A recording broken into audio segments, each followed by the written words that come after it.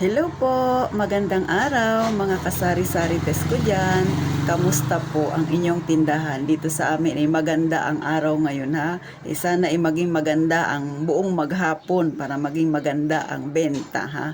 Kasi syempre pag tag-ulan medyo humihina din ang ating benta. Kayo ba nararanasan nyo rin ba yan mga kasari-sari test? O alamin natin paano nga ba tayo makahatak ng customer ha mga kasari-sari test? Kahit na ang katulad sa atin ay ganito sa akin ha, maliit ang tindahan, tapos yung mga katabi nyo ay medyo malaki. Paano nga ba ha?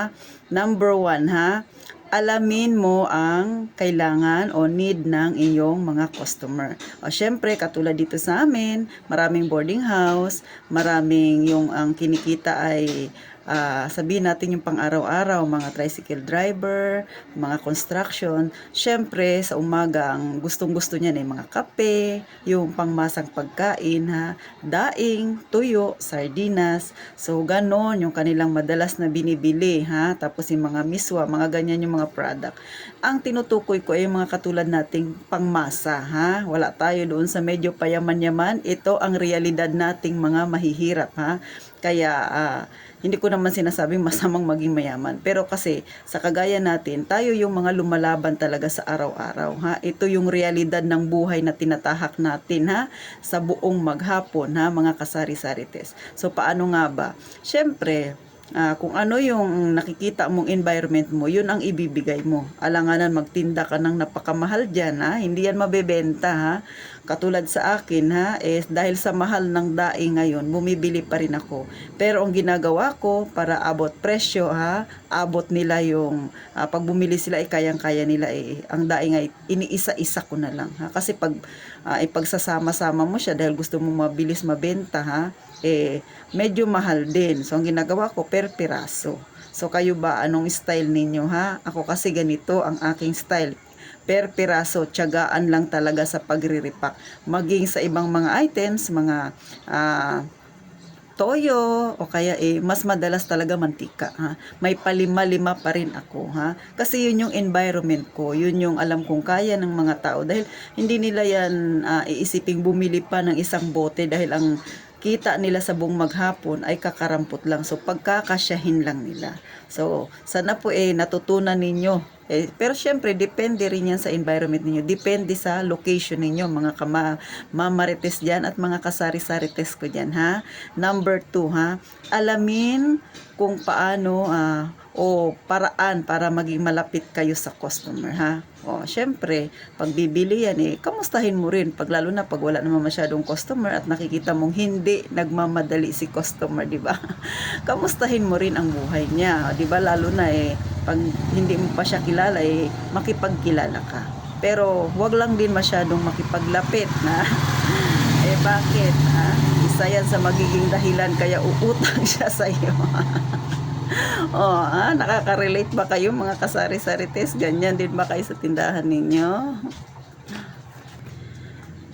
Syempre sa atin, gusto lang nating magkaroon ng kaibigan at saka isa rin yan sa magiging way na magkaroon kayo ng regular na customer, di ba? Makikipagkwentuhan kayo, kakamustahin mo ang buhay niya.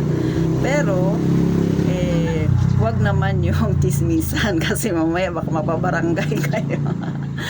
Di ba mga kasari-sari test, ganun po. Number 3, ha, next na dapat gawin, ha, i-level mo yung tinda mo, kung ano yung environment mo. Gaya ng number 1, syempre, titingnan mo yung surroundings mo, yung abot kaya niya. Syempre, sa number 3, ganun din, ha, i-level mo lang yung tinda mo. Ano ba yung madalas nilang binibili? Ano ba yung mabenta, pero kaya lang, syempre, pagka medyo may kamahalan, ibaba din natin ng kaunti. Hindi yung ibaba ang presyo, syempre, mahal lang bili mo. So, gagawin mo yun yung repack, ha, ililibel mo yung iyong paninda, ha.